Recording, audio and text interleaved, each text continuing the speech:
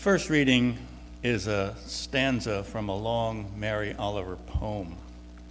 On thy wondrous works I will meditate. I'd been looking for a poem that could convey an image of an ideal minister, and this is the best I can come up with. And she mentions a man here, so I'm not going to change her words, but put it through a gender filter if you need to. I know a man of such mildness and kindness, it is trying to change my life. He does not preach, teach, but simply is. It is astonishing, for he is Christ's ambassador, truly, by rule and act. But more, he is kind with the sort of kindness that shines out, but is resolute, not fooled. He has eaten the dark hours, and could also, I think, soldier for God, riding out under the storm clouds against the world's pride and unkindness, with both unassailable sweetness and tempering word.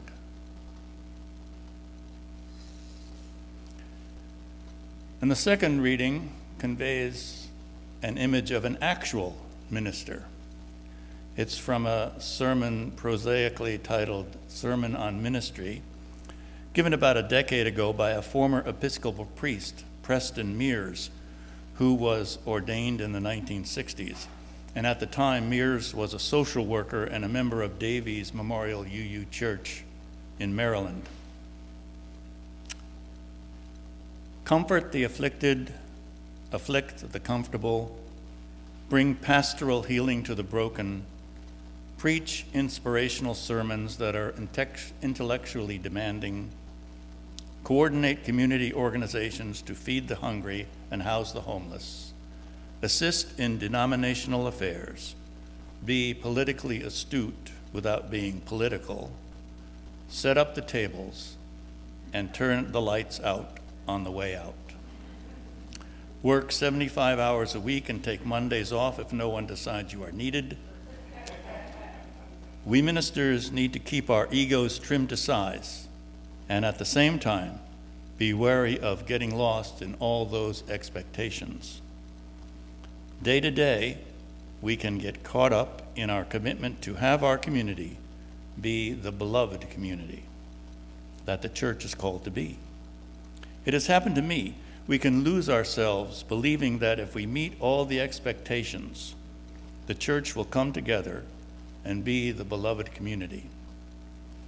The goal is wonderfully seductive. No matter how talented or how hard we work, though, we can't make it happen.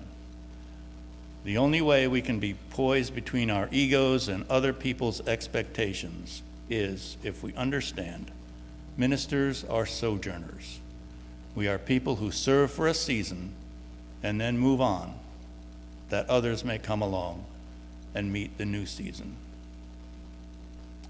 Thus end the readings.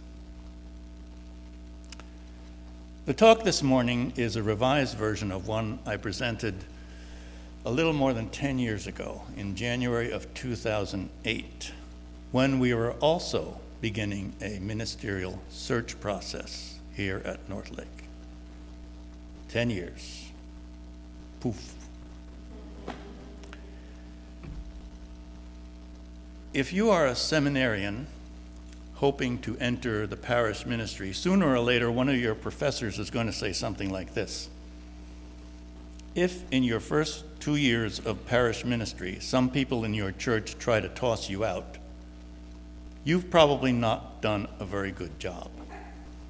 And if at the end of 7 years, some people in your church have not tried to toss you out, you've probably not done a very good job. And another saying you'd get is, ministers have only two choices. They can leave too soon, or they can leave too late. And I'm starting today with the topic of leaving because that's what we are engaged in. We were engaged in here at Northlake for a good part of 2017.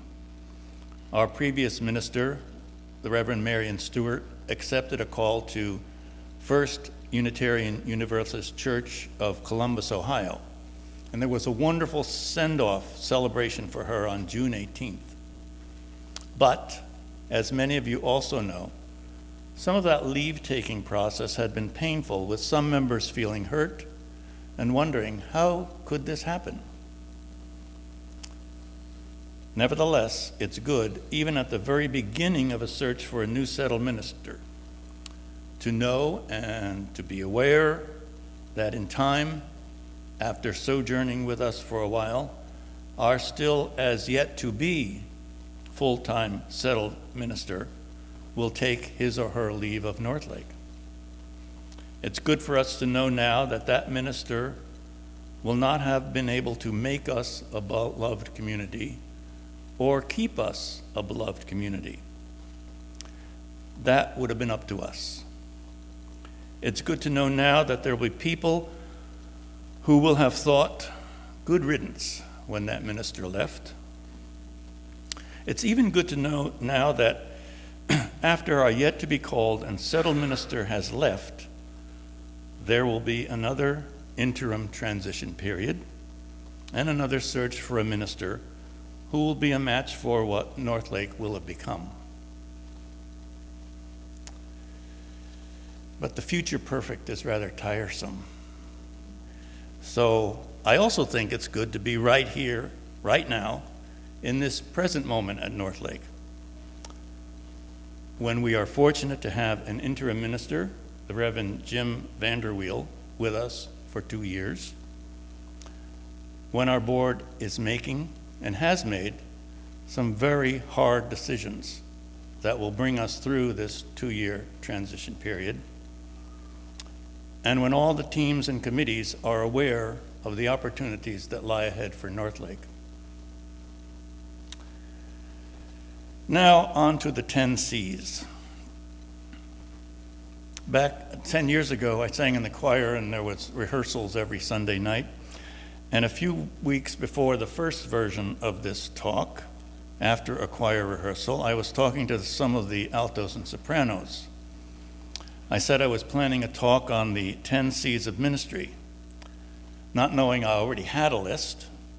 Without a nanosecond's hesitation, they started giving me C words that I might use, and here are some of their suggestions.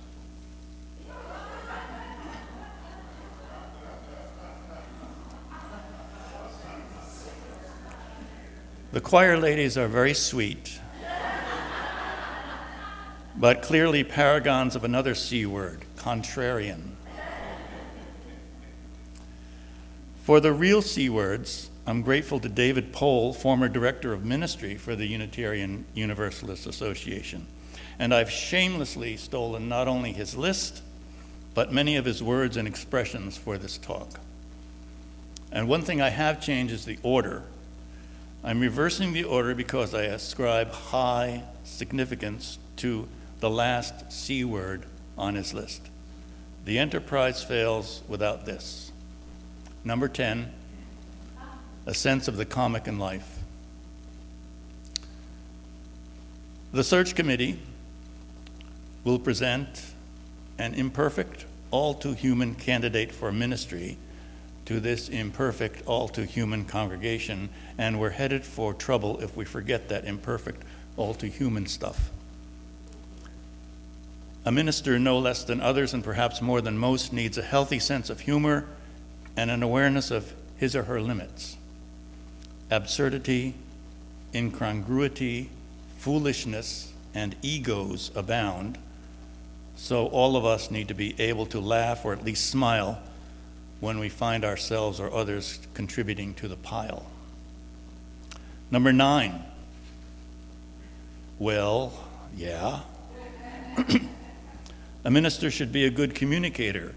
A minister should project, not mumble, shape a coherent message, not ramble. It's reasonable to expect that a minister will have something to say and be able to say it well. A minister should be able to teach, counsel, and empower members of the congregation. In short, a minister needs to have what it takes to be an agent of our faith's heritage and vision. Number 8, A minister needs to relate personally and professionally to colleagues, both to UU ministers and those in the interfaith community. Loners diminish themselves and shortchange their colleagues. Number 7, in our movement, leadership is democratic, not authoritarian. Democratic leadership, nevertheless, is the willingness to be upfront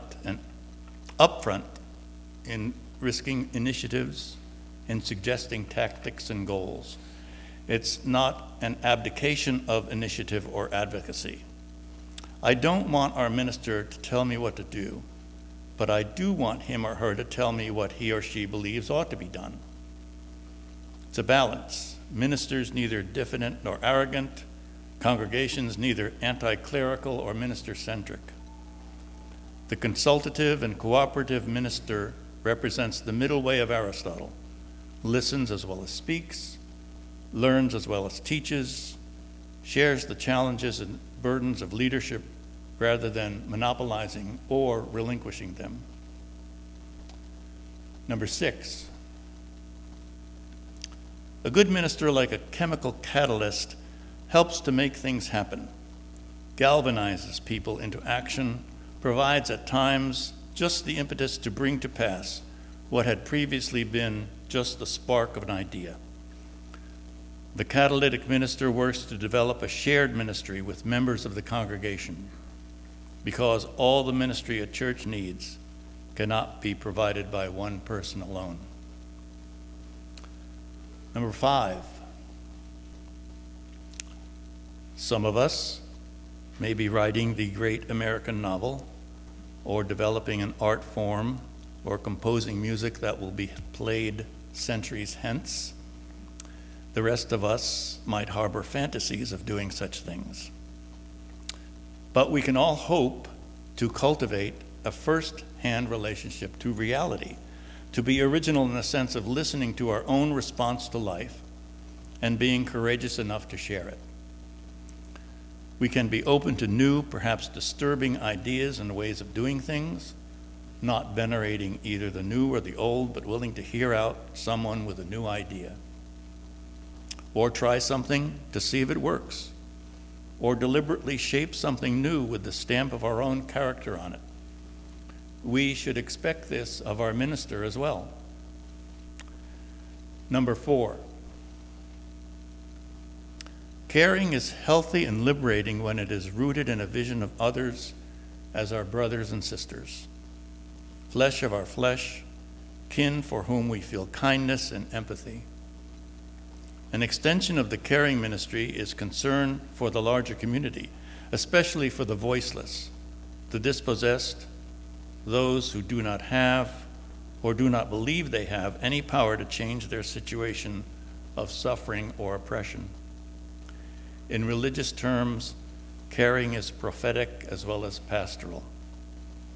A minister is called to comfort the afflicted and afflict the comfortable, and a congregation cannot forget that. How deeply will our minister care about the struggle for peace and justice, bread and shelter in the world? A solid minister reconciles the pastoral and prophetic, since both spring from a spirit of caring and a resolve that what we claim for ourselves, we wish for others. Number 3, it is reasonable to hope a minister will be cultured in the sense of being reasonably learned, informed, and interesting as a person. A minister should cultivate a catholicity of tastes. A cultured minister is acquainted with the arts and science, with religion, politics, sports, and TV. How else can there be contact and communication with people where they are? Pohl was speaking about this to a group of ministers some years ago, and this reference is dated, but I'm dated too. He was pointing out to this group that a cultured person would, for instance, be able to identify both Beverly Sills and John Havlicek. And then a voice came from the back, "That's easy, Beverly Sills is a forward for the Boston Celtics." We could update that with maybe like Renee Fleming and Steph Curry And Renee Fleming is the player that said she wasn't going to go to the White House, and then the occupant of the White House, in a fit of pique and illogic, rescinded the invitation. Number 2, calling. This is a big one, on a par with comic. Here's what one minister said to our congregation about her calling. This is Ann Felton Hines, minister of the Emerson UU Church in Canoga Park, California. I felt the call simply while driving along the Pasadena freeway, and whatever it was that issued the call seemed to have far more mundane objectives than saving souls or the world. I'd been divorced a couple of years. I was raising 2 young children while working as a secretary and volunteer coordinator at the Alcoholism Council of Greater Los Angeles. I loved my job, but I knew I didn't want to be a secretary forever. And it occurred to me, driving home that evening, that all the things I love doing, being with people, counseling, creating worship services at my UU church, participating in social justice projects, even serving on committees, all these things I could do as a minister. When ministers talk to other ministers, however, about this topic, they strike a much more serious tone. Here are a couple of examples. First, what Patrick O'Neill, who's former minister of this church in the 70s and 80s, had to say to a group of newly fellowshipped Unitarian Universalist ministers. This was about a dozen years ago at a General Assembly. I cannot urge you enough, if you take up the ministry at this point in our history, young colleagues, be aware, do not take on this mantle merely to save your own soul. Rather, we need you to become ministers, as the poet urges, to spend your souls, spend them lavishly and wantonly in service to the world. I entreat you, do not use your trusted office to take refuge while the world around you is going to hell. Do not employ your preaching talents to give comfort to the already too comfortable. Man, if I was a newly fellowship minister in that audience, I'd be sinking down in my seat a little. And here's what David Pohl says. As we have sought to professionalize our calling, to be treated in a more business-like manner regarding compensation, benefits, sabbatical leaves, and the like, all in a letter of agreement, we sometimes encourage a climate where a covenant of trust is replaced by a contract of law. Similarly, some laypersons lacking experience with our congregations and movement import attitudes and practices incompatible with a called ministry. They may in fact view ministers as hirelings accountable to them. Both ministers and congregations need to strike a healthy balance so that the best qualities of professionalism and calling are strengthened. For example, ministers might remember that a sense of calling renders talk about a 40-hour work week unprofessional and inappropriate. The minister who invokes the response, "That's not my job," when asked by lay leaders to lend a hand with administrative and institutional tasks, may lack this sense of calling. For us who practice it, the profession of ministry should be something we love, not loathe, something that enriches rather than demeans us, a calling, not a chore. All of us need to remind ourselves that ministers are called, not hired. The difference is significant. That's David Pohl. And number 1, ministers of character have what might be called personal authenticity, genuineness, or transparency, the absence of phoniness and self-importance. UU ministers don't take on the priestly role in the same sense as, say, Lutheran or Anglican clergy. Nevertheless, a kind of authority accompanies the role of minister in certain situations such as counseling, rites of passage, and preaching. That authority comes not from our denomination, but from the minister's character. And Pohl concludes, my model minister, in summary, is a person of character and culture. He or she has a sense of calling to the ministry, seeks to be caring, creative, catalytic, consultative, collegial, competent, and to survive under the heavy weight of all these expectations, comic. How such a minister comes into being is beyond my understanding. Perhaps it is a gift of the grace of God. Our ministerial search committees are giving increased priority to them rather than to an assumed ability to deliver the institutional success symbols of increased membership and budget. While we may be tempted to regard the 10 C's as perfectionistic or Pollyanna-ish, the truth is, I believe, something different. A good many ministers do embody these qualities in their personal and professional lives, disproving the argument that such a model of ministry is a fantasy. What congregations and ministers need is the wisdom to give such qualities priority.